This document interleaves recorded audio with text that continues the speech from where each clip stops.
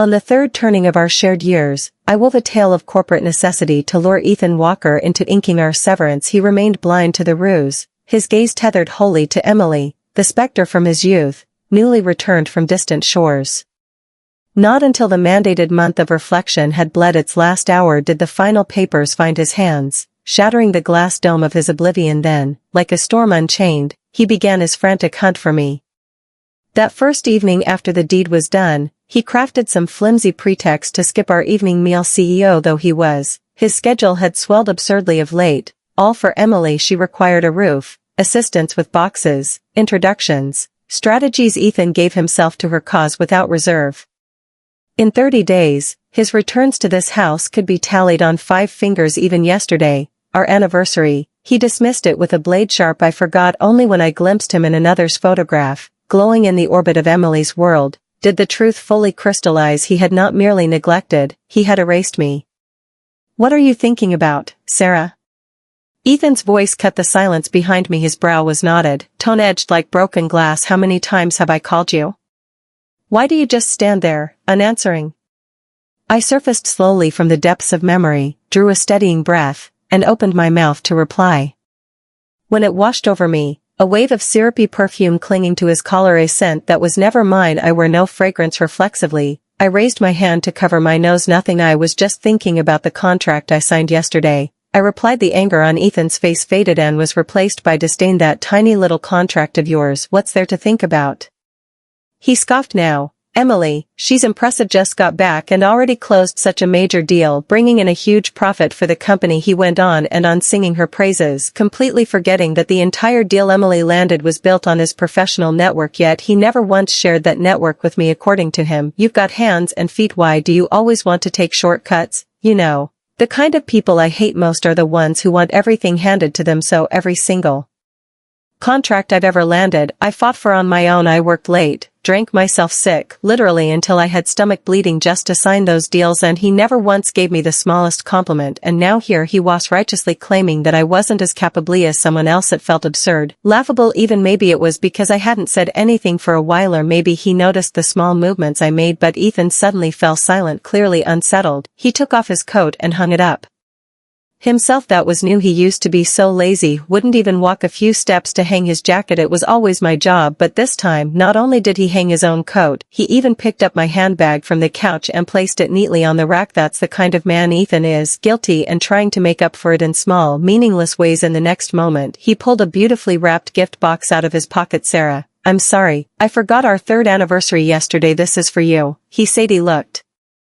down at the deep red gift box. Inside was a delicately carved jade hairpin. The packaging was exquisite. It was obviously a luxury item, but the more I looked at it, the heavier my chest felt, as though a rock had settled there. I couldn't breathe. I closed my eyes gently, not wanting to see it anymore, and pushed the gift back to him. "Forget it, it's already passed. There's no need." When he saw me pushing the gift back, Ethan's face changed slightly. With a cold smile, he held the box close to his chest and looked at me with displeasure. "If you don't want it, fine, there are plenty of people who do." And he wasn't wrong. That jade hairpin had always been something Emily wanted. Just yesterday, I saw her post on social media saying she was missing a hairpin, and now here it was, today's gift. Clearly Ethan hadn't intended it for me in the first place. Rather than waiting for him to find some excuse to pass it along to her, I might as well reject it outright. After all, with my short cropped hair, I wouldn't even have a chance to wear it. "Why don't you give it to Emily?" I said. "She's got that long, beautiful black hair. It suits her way more than it would suit me." Ethan's expression softened a little. He even seemed vaguely pleased. "You don't mind?" he asked. I shook my head. "I don't mind. I probably never will again." The moment I said that, Ethan eagerly pulled out his phone and started typing a message. Not long after, he found a reason to leave. "Sarah, there are some clients at the office tonight. I need to go entertain them," he said. As he spoke, he glanced at me with a guilty look in his eyes. I just smiled and didn't call him out. After all, what kind of company arranges to meet clients at 11 p.m.? "It's fine, go ahead." My unexpected response made Ethan pause for a moment. Normally at this hour, I'd never agree to let him go out, and even if he did, I'd usually insist on tagging along, clinging to him shamelessly. But Ethan's surprise only lasted a few seconds before the message on his phone completely captured his attention again. Right before leaving, he suddenly pulled me into a hug. "I'll be gone for a bit. You go ahead and sleep. I'll try not to wake you when I come back." I knew exactly what he meant, that he wasn't sure if he'd be coming back at all tonight. "You're not coming home tonight?" I asked. "Of course I am," he replied, clearly flustered, avoiding my eyes. He didn't dare say more and quickly left. Not long after, I saw a new post from Emily pop up on social media. She looked stunning with that jade hairpin in her hair, the same one Ethan had tried to give me earlier in the picture. There was also a hand visibly in the left hand. She wore a wedding ring I knew all too well. So happy. Her caption read, "Wearing the jade hairpin gifted by my childhood sweetheart." I stared silently at the screen, the weight in my chest growing heavier. Deep down, I had always known Ethan liked girls with long hair. I also knew he was never really the right person for me, but I had wanted to take a chance just once. Ethan and I met through a family introduction. He was articulate, poised, and refined. The moment I saw him, I was immediately drawn to him, but I quickly realized his response to me was lukewarm at best. Instead, he seemed especially fond of girls with long, sleek, black hair. Because of that, I tried everything to grow out and straighten my hair to make it soft and smooth, but I had naturally curly hair since I was a kid, and when it got long, it turned into a wild, unmanageable mess. Even when I forced it straight, it barely lasted a week before curling up again. I felt defeated, but in my lowest moment, Ethan proposed to me. He said, "I love you for who you are. Not your hair. I think your short hair is beautiful." But now I realize he was lying. Staring at that photo on my phone, my heart felt like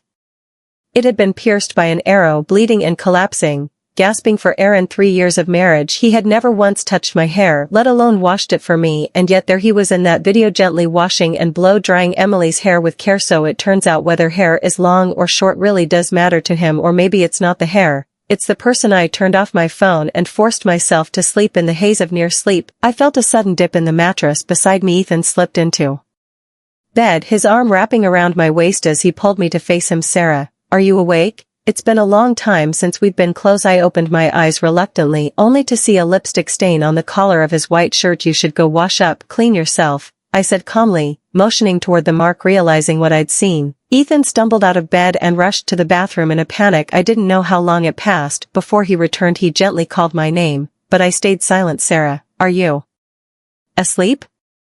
Are you still mad at me?" That mark must have happened when I bumped into someone at the hotel with a client. It wasn't what it looked like. I still didn't respond. Even now, Ethan was still trying to lie to me. Seeing I wasn't reacting, he eventually fell asleep. Sometime in the middle of the night, I heard him chuckling in his sleep, mumbling Emily's name, and I just lay there, eyes wide open, waiting for dawn. Soon, it was the 14th day since the divorce agreement had been signed. In the past few days, Ethan had stayed home, barely leaving. It felt like he was trying to make up for his absence earlier to earn back some goodwill. Smiling, I said to him, "Why don't we go watch the sunrise by the beach while we still have time?" Holding his phone, Ethan looked surprised. "Why do you suddenly want to take a trip? If we don't go now, we might never get the chance," I replied. That made him pause. He looked at me deeply, his brow furrowing. "Sarah, why would you say that? Is something going on?" I waved it off, though I'd long expected this outcome. I still felt a hollow emptiness inside. After all these years together, he hadn't noticed a single change in me these past few days. It only proved how little space I'd ever taken up in his heart. Birth, sickness, death, who knows when someone might just suddenly disappear. I suddenly grabbed his hand, put on a playful smile, and said, "Just this once, okay, for what was supposed to be our last trip together." Ethan seemed unusually conflicted. His body was tense the entire time and his eyes kept darting to his phone screen when it suddenly chimed with a ding. I snapped out of my daze and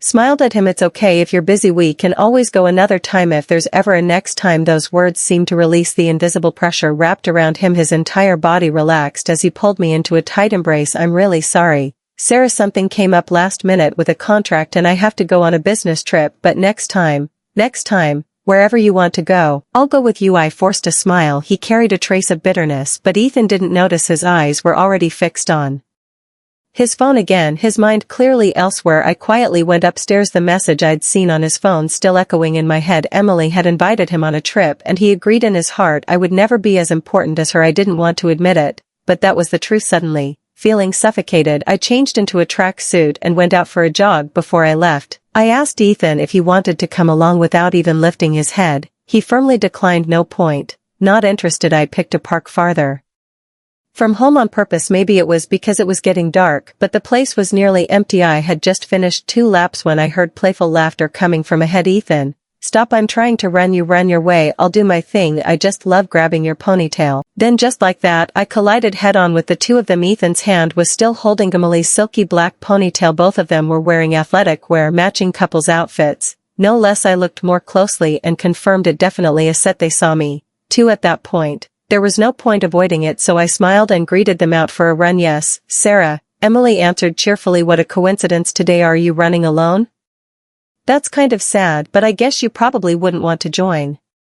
Yes, anyway. I smiled and nodded without saying anything, letting my eyes drift over to Ethan. He quickly pulled his hand away and avoided eye contact. Running alone is peaceful. I wouldn't call it sad, I replied. Then I turned to leave. Ethan called after me. Do you want to join us? I shook my head with a smile. No thanks, too many people. Not my thing, and I've already run enough. I'm heading home. You two have fun. He looked like he wanted to say something more, but Emily tugged on his arm and led him away. Ethan never says no to her, only to me. Watching them walk off together, getting smaller in the distance, I suddenly found myself hoping the 30-day cooling-off period would end soon. I just wanted to be free of Ethan Walker. 7 days left. Ethan started packing for the trip he'd promised Emily. I offered to pack his suitcase for him. It was the first time I had volunteered to do that in a while. I filled the large suitcase with all his clothes. Ethan looked at me strangely. Sarah, I get the feeling you can't wait for me to leave. My hands paused for a second, my fingers slightly trembling, but by the time I looked up, I was already back to normal. What makes you say that? Didn't the forecast say the weather's about to change?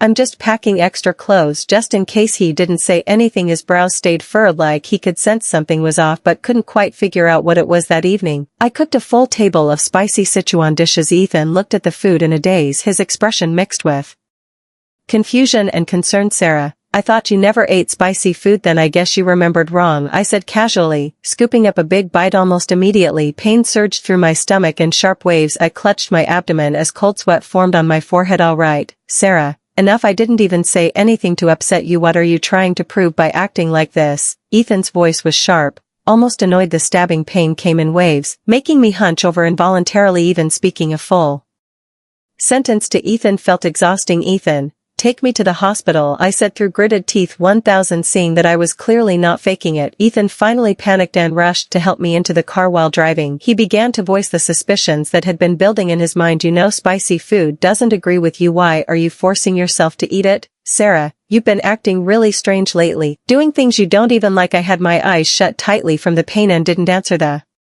truth was, I'd always loved spicy food. I only stopped eating it because Ethan couldn't handle it, so I forced myself to change. For 3 years, I denied my own preferences so thoroughly, I'd even made him believe I'd had never been mine to begin with. We hadn't driven for long when a string of notifications interrupted us. Ethan's phone chimed repeatedly without saying a word. He suddenly pulled over, dragged me out of the car and stood me on the sidewalk. What are you doing? I gasped, still clutching my stomach. I called a ride share for you. You can go to the hospital yourself, he said. I looked up at him in disbelief. What did you just say? Ethan glanced at his watch, his voice edged with impatience. I'm running late for my flight. I won't make it in time if I take you. The car will be here any minute, just wait. Then he turned back to the car and started the engine, preparing to pull away. I was in so much pain I couldn't even stand upright. I slumped forward against his car door. It's still early. There's enough time, please just take me to the hospital. But he wasn't listening. Emily's waiting for me. How could I make her wait this long? With that, his car sped off. I lost my balance and fell hard to the ground. My head hit the pavement. Everything blurred and dizziness took over. Ethan, if you had known this would be the last time we ever saw each other before the divorce, would you still have been so heartless? Would you regret not even giving me a few minutes of your time? After I was discharged from the hospital, I packed my things and left the city. Over the next few days, Ethan called and texted me from time to time. I didn't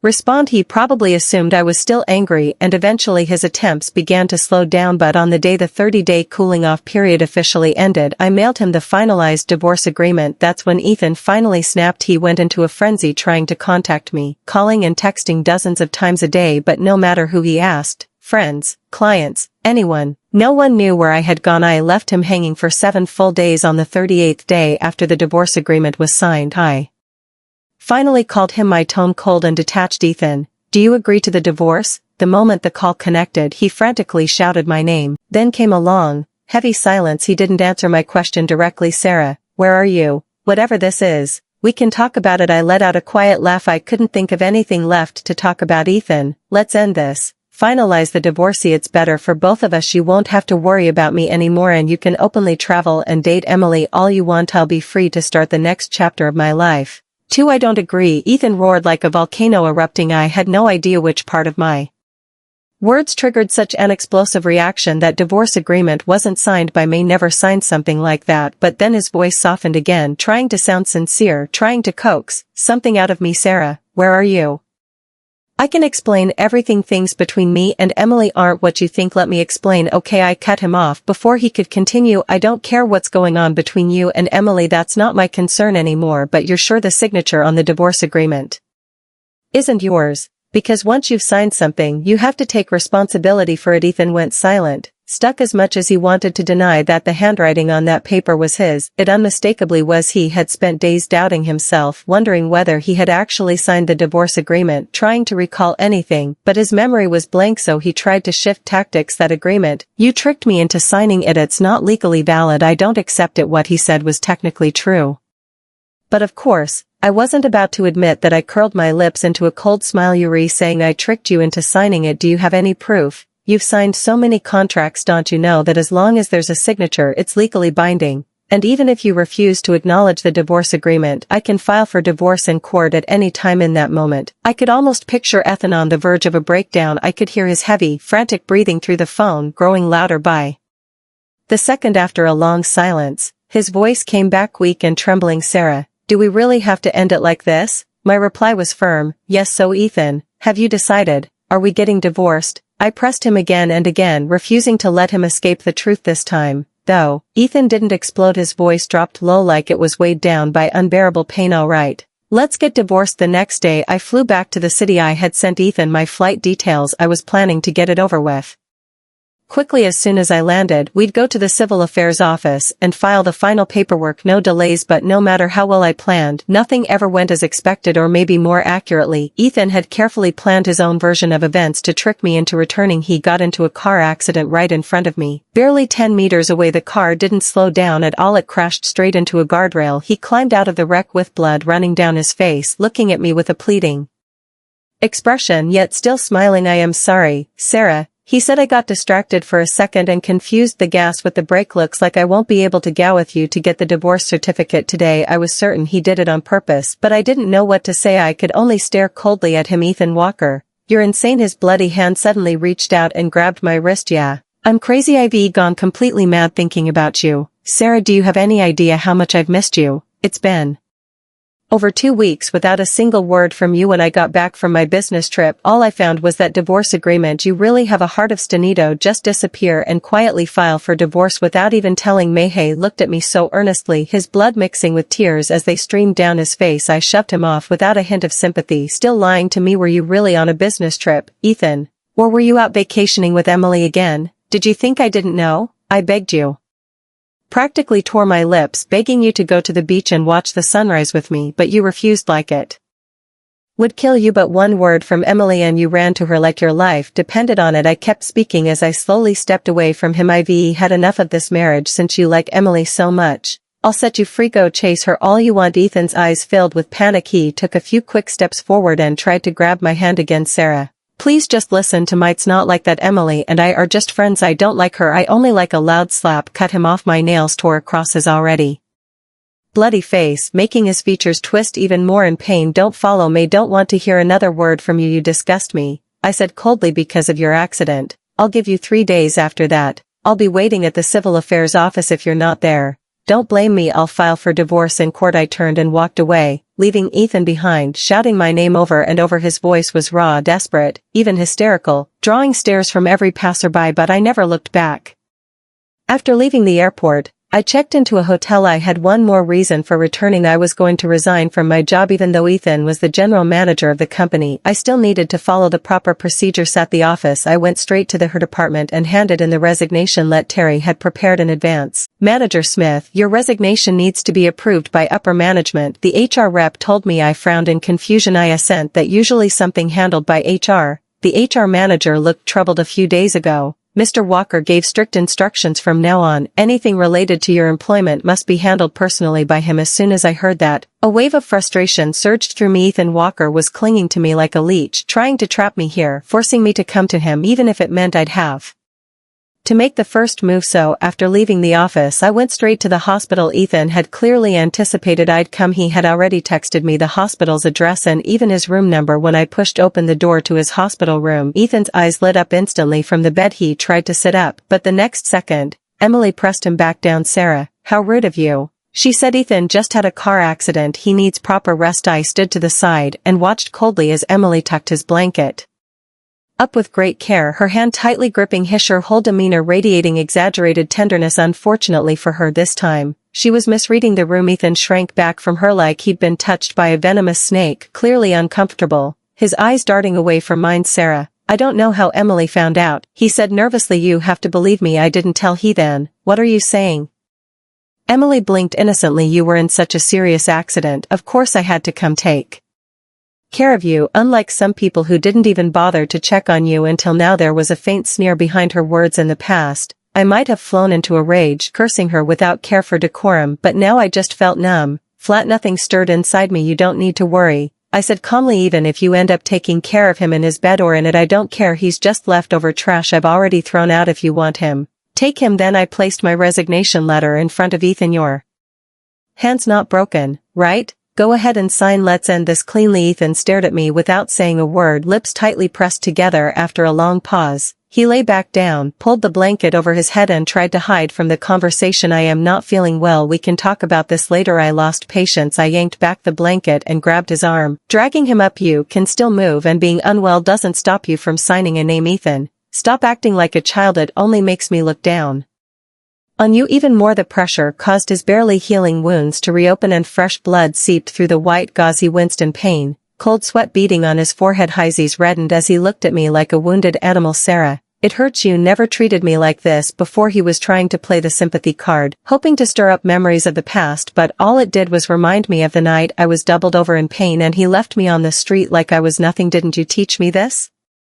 I said. "Besides, you're in a hospital. Don't worry, you won't die." That one line made Ethan tremble all over. His expression was filled with regret and anguish. He knew he'd gone too far. Finally, Emily seemed to realize that something wasn't right between us. She stepped in again, eager to fan the flames. "Ethan, since Sarah wants to leave, just let her. Goth company's huge. It'll run just fine without her. Honestly, all the contracts she signed over the years didn't even add up to the one big deal I brought." And I folded my arms and gave her a bright smile. "That's true. I haven't done much at all. After all, I never once used any of Ethan's connections, unlike some people who just got back to the country and already have his full network working for them." Then I looked straight at Ethan. "Isn't that right, Ethan?" With each word I spoke, his face paled further. "I'd always thought I didn't know, but I knew everything. I just never said it until now." Emily's face twisted with sarcasm, ready to argue, but before she could say another word, Ethan roared, "Get out!" Her eyes went red instantly, looking heartbreakingly wounded. "Ethan, I was just trying to help you," I said. "Get out," he snapped, not even trying to soften it. I stood off to the side, amused by the show, utterly unbothered. Emily's face twisted with hatred. "Stop pretending, Ethan Walker. Just sign the papers and I'll leave right away." Ethan lowered his head, falling silent in thought for a moment. When he looked up again, his eyes were shimmering. "Sarah, are you serious about this?" Without hesitation, I nodded. "Of course I'm serious." With Ethan's signature on my resignation letter, I successfully completed the departure procedures from the company. The next step was divorce. On the morning of the third day, I arrived at the hospital early to wait for Ethan to be discharged. When he saw me as he packed his belongings, he clearly froze for a second, caught off guard. With a bitter smile, he said, "You're here so early, Sarah?" "I just wanted to be sure," I replied flatly. "You have a bit of a record after all." I leaned quietly against the bed rail, watching him pack without moving. Ethan stopped speaking. His hands trembled slightly as hastily folded the few clothes and toiletries he had. It took him over 30 minutes to get through it, moving painfully slow. Then he suddenly started reminiscing. "Back then,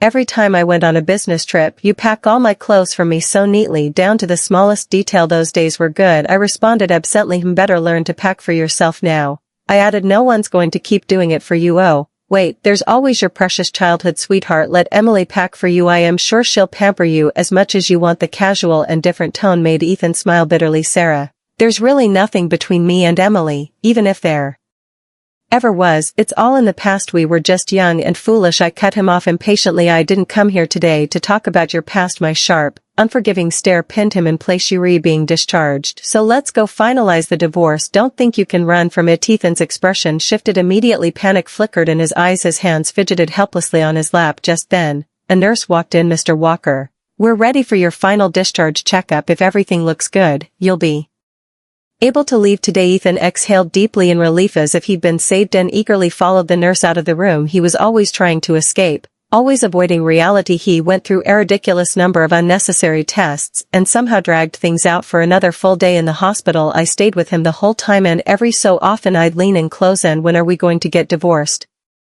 His face grew visibly paler each time. He couldn't bring himself to answer because he knew the 30-day cooling off period had already passed. If he said yes, it would mean we'd be walking away with a red divorce certificate in hand. Ethan stalled until late in the afternoon before finally getting discharged. I checked the time inside. Ethan, tomorrow is your last chance, I said calmly. Then I turned to leave, but he grabbed my wrist and begged, his voice hollow, devastated. Sarah, must we really end a 3-year marriage like this? I know I messed up. Can't you give me just one more chance? I looked at him, eyes dull and tired. I've given you so many chances, Ethan. When have you ever taken them? You had 30 days after signing the divorce agreement. Not one of those days was spent with me. You went running with Emily, went on trips with her, left me stranded on the street in pain. You even forgot our 3rd wedding anniversary. The hairpin you gave me, that wasn't even meant for me. It was always meant for her. Now you're telling me I didn't give you a chance. With every word, Ethan stepped back unconsciously until he stumbled and fell to the floor. Dazed, maybe he finally realized just how much harm he'd done me. Maybe he'd never truly thought about it until now. Ethan understood his heart very well. He may have once loved Emily, but that was all in the past. He knew now without a doubt who he loved the most, who he couldn't bear to lose, but it was already too late. He had been the one pushing me farther and farther away. Sarah, I was wrong. I regret everything, he choked out. I didn't realize just how much I hurt you. I really do love you so much, but I guess I loved you in all the wrong ways. These 3 years with you, I was happy, Ethan said. From the moment we got our marriage certificate, I never imagined there would come a day we'd get divorced. He covered his face and sank to the ground, sobbing. Thick tears slipped between his fingers and ran down his arms. I stood coldly in front of him, watching him fall apart without the slightest trace of sympathy. Don't insult the word love, I said flatly. You don't deserve it. What you call love is just your ego, your refusal to accept that Emily once left you to study abroad. That's why you treated her like she was special, and now you can't accept that I'm the one asking for a divorce, so suddenly you're desperate to keep me. Ethan Walker, you're nothing but a selfish, cruel man. Every word I spoke cut into him like a blade, peeling away his pretense, ripping into his heart. He didn't respond, just cried harder, the sound growing more broken and desperate as I walked farther and farther away. The next morning, I went to Ethan's villa. When he opened the door and stepped out, his face looked awful, ghostly, pale, completely drained. He looked at me with a calm expression. You're here, Sarah, he said. Do you want to come in and sit for a while? I'll go change clothes. He tried to smile as he invited me in,